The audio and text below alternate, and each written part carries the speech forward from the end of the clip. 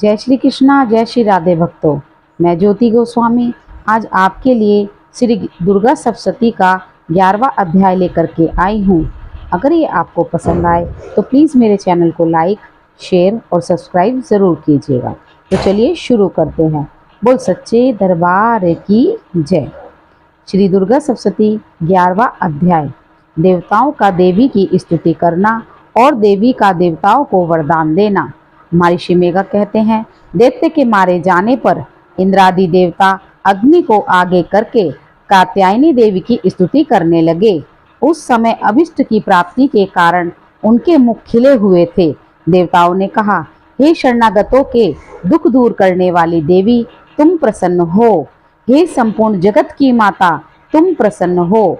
विश्वेश्वरी, तुम विश्व की रक्षा करो, क्योंकि तुम इस चर और अचर की ईश्वरी हो। हे देवी, तुम संपूर्ण जगत की आधार रूप हो, क्योंकि तुम पृथ्वी रूप में भी स्थित हो और अत्यंत पराक्रम वाली देवी हो।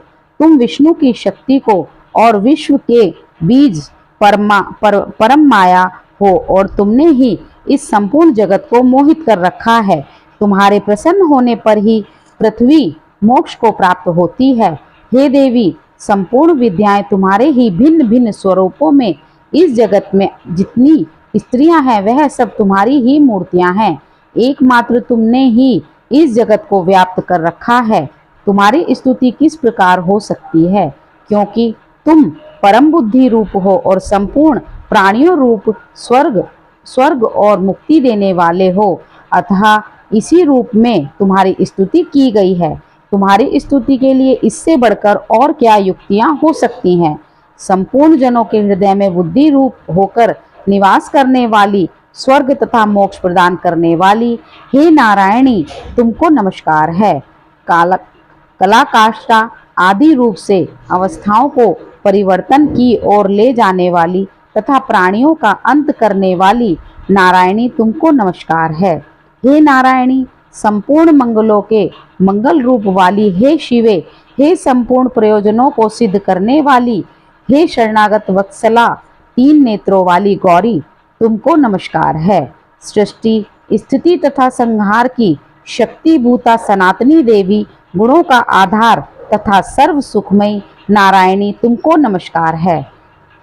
हे शरण में आए हुए शरणागतों की दीन दुखियों की रक्षा में तत्पर, संपूर्ण पीड़ाओं के हरने वाली, हे नारायणी, तुमको नमस्कार है। हे नारायणी, तुम ब्रह्माणी का रूप धारण करके हंसों से जुते हुए विमान पर बैठती हो तथा कुश के अभिमंत्रित जल छिड़कती रहती हो, तुम्हें नमस्कार है। माहेश्वरी रूप से त्रिशूल, चंद्रमा और सर्पों को धारण करने वाली, हे महावृषभ वाहन वाली नारायणी, तुम्हें नमस्कार है। मोरों तथा कुत्तों से घिरी रहने वाली, महाशक्ति को धारण करने वाली, हे कौमारी रूप धारणी निष्पाप नारायणी, तुम्हें नमस्कार है। हे शंख चक्र गदा और शांख धनुष रूप आयुधों को धारण करने वाली वैष्णवी शक्ति रूपा नारायणी, तुम हम पर प्रसन्न हो, तुम्हें नमस्कार है। हे दांतों पर पृथ्वी धारण करने वाली वाराहा रूपणी कल्याणमयी नारायणी, तुम्हें नमस्कार है। हे उग्र नरसिंह रूप से दैत्यों को मारने वाली, त्रिभुवन की रक्षा में संलग्न रहने वाली नारायणी, तुम्हें नमस्कार है। हे मस्तक पर किरीटी और हाथ में महावज्र धारण करने वाली, सहस्त्र नेत्रों के कारण उज्जवल वृषासुर के प्राण हरने वाली इंद्री शक्ति, हे नारायणी, तुम्हें नमस्कार है। हे शिवद्युति स्वरूप से दैत्यों के महामद को नष्ट करने वाली, हे घोर रूप वाली, हे महाशब्द वाली, हे नारायणी, तुम्हें नमस्कार है। दाढ़ों के कारण विकराल मुख वाली, मुंडमाला से विषीभूत मुंडमर्दिनी चामुंडा रूप नारायणी, तुम्हें नमस्कार है। हे लक्ष्मी, लज्जा महाविद्या, श्रद्धा पुष्टि, स्वधा ध्रुवा महारात्रि तथा महाविद्या रूपा नारायणी, तुमको नमस्कार है। हे मेघा सरस्वती, सर्वोत्कृष्ट ऐश्वर्य रूपणी पार्वती महाकाली, नित्य निरंत्य तथा ईश्वर रूपणी नारायणी, तुम्हें नमस्कार है। हे सर्वरूप सर्वेश्वरी, सर्वशक्ति युक्त देवी, हमारी भय से रक्षा करो, तुम्हें नमस्कार है। हे कात्यायनी, तीनों नेत्रों से भूषित यह तेरा सौम्य मुख सब तरह के डरों से हमारी रक्षा करे, तुम्हें नमस्कार है। हे भद्रकाली, ज्वालाओं के समान भयंकर, अति उग्र एवं संपूर्ण असुरों को नष्ट करने वाली तुम्हारा त्रिशूल हमें भयों से बचावे, तुमको नमस्कार है। हे देवी, जो अपने शब्दों से इस जगत को पूरित करके दैत्यों के तेज को नष्ट करता है, वह आपका घंटा इस प्रकार हमारी रक्षा करे जैसे कि माता अपने पुत्रों की रक्षा करती है। हे चंडिके, असुरों के रक्त और चर्बी से चरचरित जो आपकी तलवार है, वह हमारा मंगल करे, हम तुमको नमस्कार करते हैं। हे देवी, तुम जब प्रसन्न होती हो तो संपूर्ण रोगों को नष्ट कर देती हो और जब रुष्ट हो जाती हो तो संपूर्ण वंचित कामनाओं को नष्ट कर देती हो। और जो मनुष्य तुम्हारी शरण में जाते हैं उन पर कभी विपत्ति नहीं आती, बल्कि तुम्हारी शरण में गए हुए मनुष्य दूसरों को आश्रय देने योग्य हो जाते हैं। अनेक रूपों से बहुत प्रकार की मूर्तियों को धारण करके इन धर्मद्रोही असुरों का तुमने संहार किया है, वह तुम्हारे सिवा कौन कर सकता था।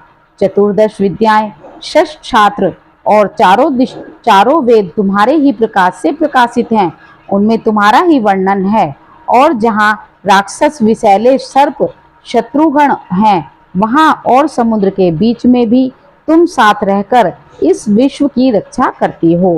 हे विश्वेश्वरी, तुम विश्व का पालन करने वाली विश्व रूपा हो, इसलिए संपूर्ण विश्व को धारण करती हो, इसलिए ब्रह्मा विष्णु महेश की भी वंदनीय हो। जो भक्ति पूर्वक तुमको नमस्कार करते हैं, वह विश्व को आश्रय देने योग्य बन जाते हैं। हे देवी, तुम प्रसन्न हो और असुरों को मारकर जिस प्रकार हमारी रक्षा की है, ऐसे ही हमारे शत्रुओं से सदा हमारी रक्षा करती रहो। संपूर्ण जगत के पाप नष्ट कर दो और पाप तथा अनेक फल स्वरूप होने वाली महामारी आदि बड़े बड़े उपद्रवों को शीघ्र ही दूर कर दो। विश्व की पीड़ा हरने वाली देवी, शरण में पड़े हुओं पर प्रसन्न हो। त्रिलोकी निवासियों की पूजनीय परमेश्वरी, हम लोगों को वरदान दो। देवी ने कहा, हे देवताओं, मैं तुमको वर देने के लिए तैयार हूँ। आपकी जैसी इच्छा हो वैसा वर मांग लो, मैं तुमको दूंगी। देवताओं ने कहा, हे सर्वेश्वरी, त्रिलोकी के निवासियों के समस्त पीड़ाओं को तुम इसी प्रकार हरती रहो और हमारे शत्रुओं को इसी प्रकार नष्ट करती रहो। देवी ने कहा, वैवस्वत मनवंतर में के 28वें युग में 2 और महाअसुर शुंभ और निशुंभ उत्पन्न होंगे। उस समय मैं नंद गोप के घर से यशोदा के गर्भ से उत्पन्न होकर विंध्याचल पर्वत पर शुंभ और निशुंभ का संहार करूंगी। फिर अत्यंत भयंकर रूप से पृथ्वी पर अवतरण होकर मैं वे प्रचित नामक दानवों का नाश करूंगी। उन भयंकर महाअसुरों को भक्षण करते समय मेरे दांत अनार के पुष्प के समान लाल होंगे। इसके पश्चात स्वर्ग में देवता और पृथ्वी पर मनुष्य मेरी स्तुति करते हुए रक्त दंतिका कहेंगे। फिर जब 100 वर्षों तक वर्षा न होगी तो मैं ऋषियों की स्तुति करने पर आयोजित नाम से प्रकट होंगी और अपने 100 नेत्रों से ऋषियों की ओर देखूंगी। अतः मनुष्य सताक्षी नाम से मेरा कीर्तन करेंगे। उसी समय मैं अपने शरीर से उत्पन्न हुई प्राणों की रक्षा करने वाली शाखों द्वारा सब प्राणियों का पालन करूंगी।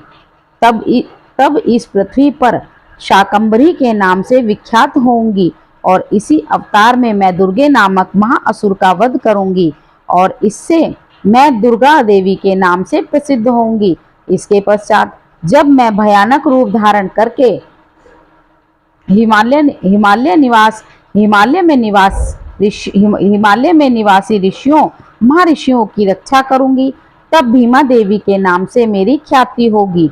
और जब फिर अरुण नाम असुर तीनों लोकों को पीड़ित करेगा, तब मैं असंख्य भ्रमरों का रूप धारण करके उस महादैत्य का वध करूंगी। तब स्वर्ग में देवता और मृत्युलोक में मनुष्य मेरी स्तुति करते हुए मुझे भ्रामरी नाम से पुकारेंगे। इस प्रकार जब जब पृथ्वी राक्षसों से पीड़ित होगी तब तब मैं अवतरित होकर शत्रुओं का नाश करूंगी। इसी के साथ ही 11वां अध्याय समाप्त हुआ। बोलिए सच्चे दरबार की जय।